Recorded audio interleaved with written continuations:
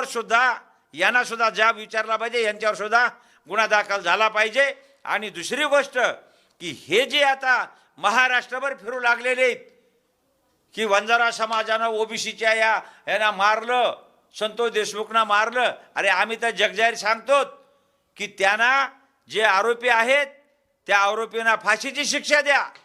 आमचं म्हणणं नाही आहे तसं, आता तुम्ही बी जाऊन तिथं म्हणा ना, याच्या संदर्भात तुम्ही मोर्चे काढा ना, याच्या संदर्भामध्ये अनेक जिल्ह्यामध्ये सभा घ्या ना, म्हणजे खरे तुम्ही आमदार, खरे तुम्ही लोकसेवक हे समजू आम्ही।